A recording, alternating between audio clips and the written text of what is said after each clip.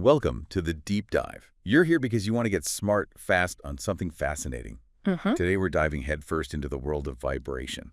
Prepare to have your assumptions challenged as we explore its surprising reach across, well, seemingly unrelated fields. Absolutely. You curated an incredible set of sources for this.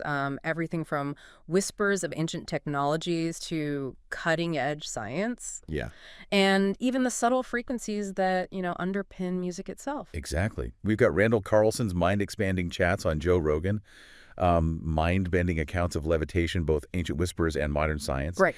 The potential for DNA to be like a language, maybe influenced by frequency.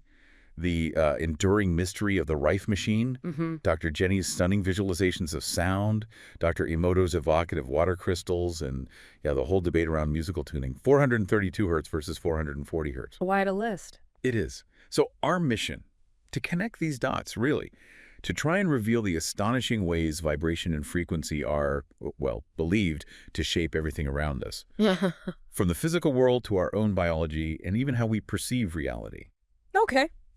Okay, let's get into it, starting with some seriously old ideas. Right. The notion that everything vibrates, everything has its own unique frequency, that's an ancient one. It pops up in, various philosophies and traditions. What's intriguing is how Randall Carlson, on Joe Rogan's podcast, connects this very idea to the potential for ancient civilizations to understand and maybe even manipulate these frequencies. Manipulate them how, though?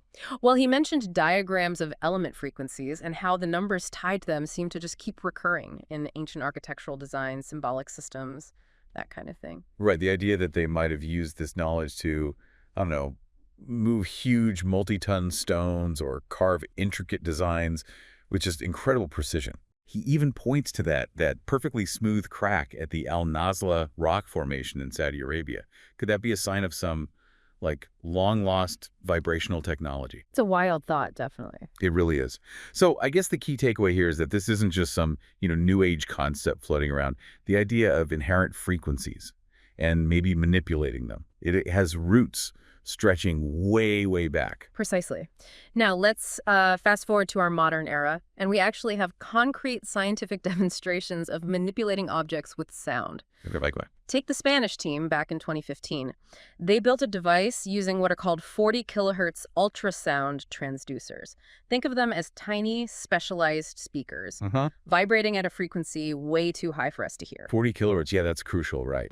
Totally inaudible to humans, more in the range of bats, dogs, that sort of thing. Exactly. But the sheer intensity, the power of that inaudible sound creates enough pressure to actually hold tiny particles suspended in midair. Wow. Like an invisible force field made of sound. You could sort of think of it that way. Yeah. So the insight here is that sound, even sound we can't hear, has a tangible force. It can push things. Definitely.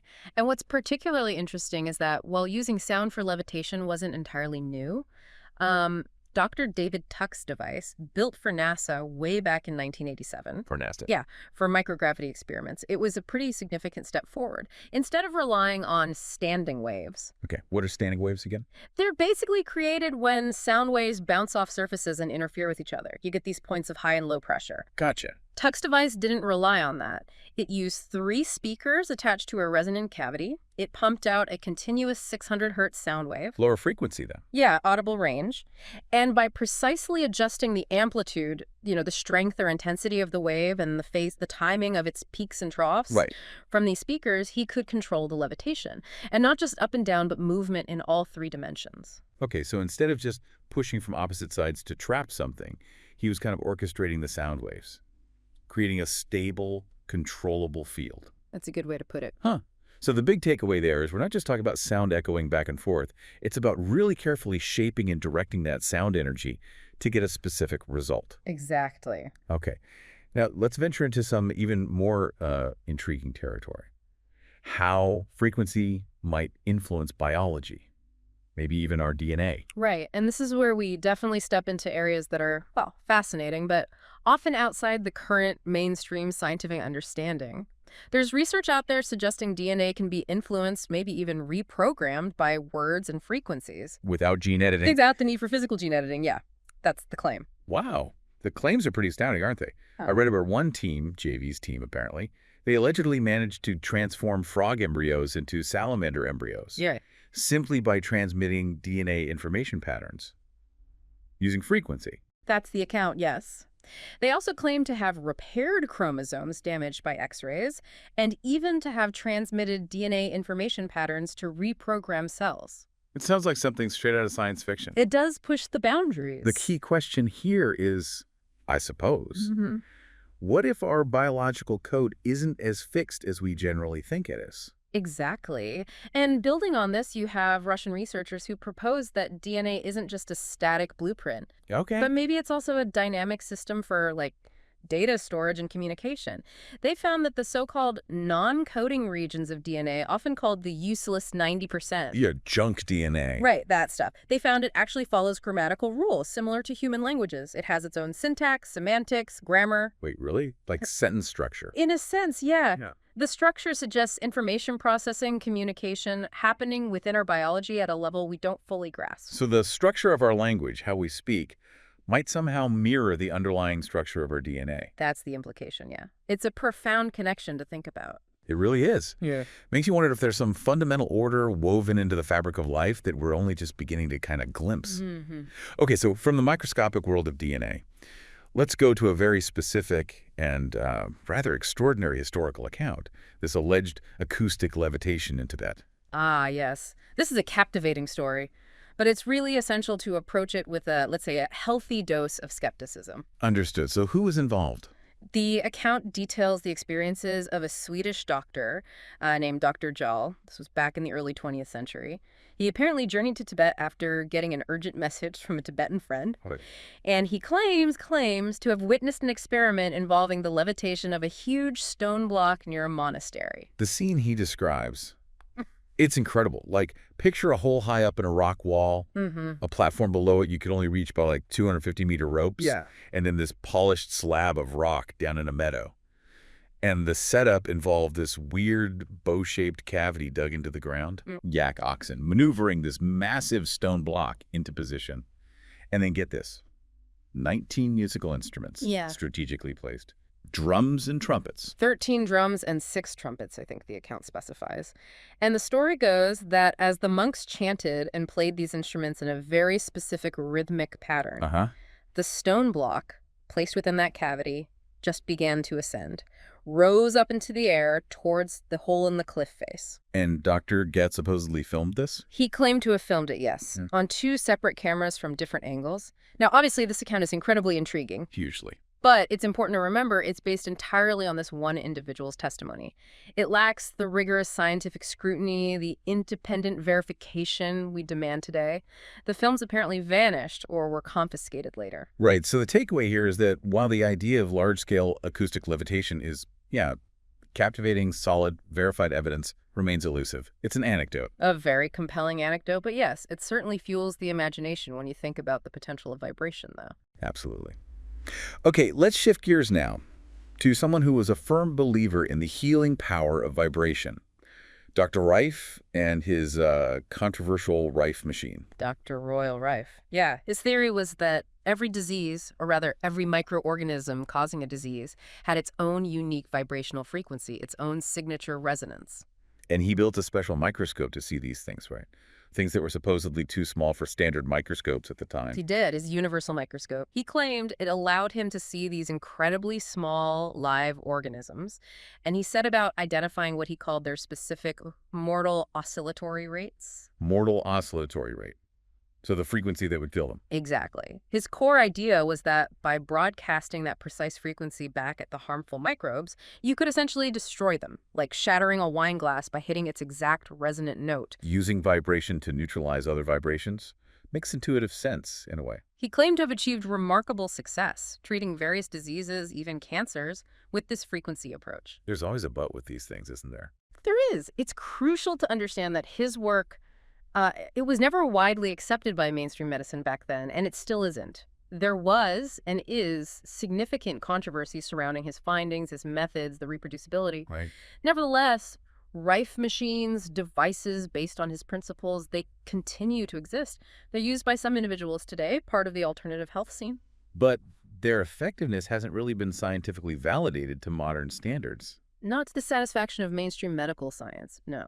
So the key insight here is maybe the enduring appeal of this idea of vibrational medicine, the Hmm. search for non-invasive, frequency-based cures, even when it bumps up against scientific skepticism. Which leads us kind of nicely to the work of Dr. Hans Jenny and Cymatics, the fascinating study of visualizing sound. Yes, Cymatics.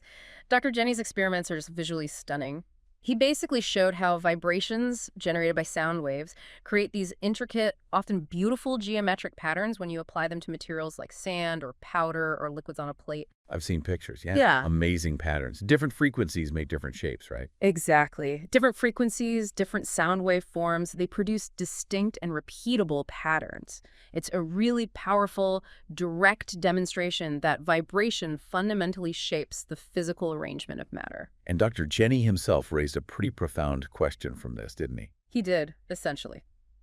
If sound can create these ordered, complex patterns in simple materials, and if our own cells, our bodies, are constantly vibrating, Mhm. could understanding these cymatic patterns offer us insights into the underlying principles of biological systems, how life organizes itself? It's a compelling thought. The human body as this complex orchestra of interacting vibrations. Right, and maybe understanding the harmonics, the dissonances within those vibrations, could indeed have implications for our health, our well-being. Okay, and building on this idea of subtle influences, we have the work of Dr. Masaru Emoto, the water crystal guy. Yes, Dr. Emoto. His experiment where one triangle, tuned to a specific frequency, could make another identical triangle resonate at a distance is fascinating in itself. How did that work? Just the principle of resonance. If two objects share a natural frequency, vibrating one can cause the other to vibrate sympathetically, even without direct contact. He used tuning forks or triangles, I believe. Okay, suggesting water might have this sensitivity to specific vibrations. That was part of his premise. And then, of course, there are his really famous experiments documenting the effects of thoughts, words, and music on the formation of ice crystals. Right. He'd expose water to different things. Yes, he famously exposed different samples of water to various words taped to the containers, spoken to the water, both positive like love and thank you, and negative like you fool or evil. He exposed it to different types of music, classical, heavy metal, even just focused human intention. And then he froze the water. Froze it, yeah, and then photographed the resulting ice crystals under a microscope. He claimed quite consistently that the positive influences tended to produce beautifully formed, symmetrical, complex crystals, Like snowflakes. very much like intricate snowflakes, whereas the negative influences resulted in distorted, incomplete, sort of ugly and chaotic formations. Or sometimes no crystals formed at all. Now, considering our bodies are, what, 60, 70% water? A significant percentage, yes. This raises a really important question, doesn't it?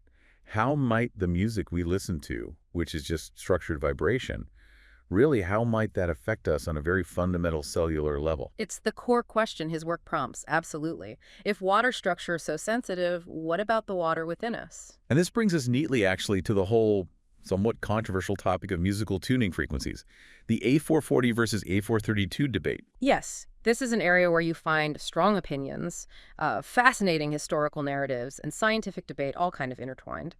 The current international standard for musical tuning is setting the note A above middle C to 440 hertz, 440 vibrations per second. This is a standard now. That's the standard, yeah. But there's a growing movement, quite vocal, that advocates for returning to earlier tuning standards, primarily A at 432 hertz, but also sometimes other frequencies that are said to be present in, like ancient Gregorian chants. And there's a theory linking A440 to, what, the Roman Catholic Church? Yeah.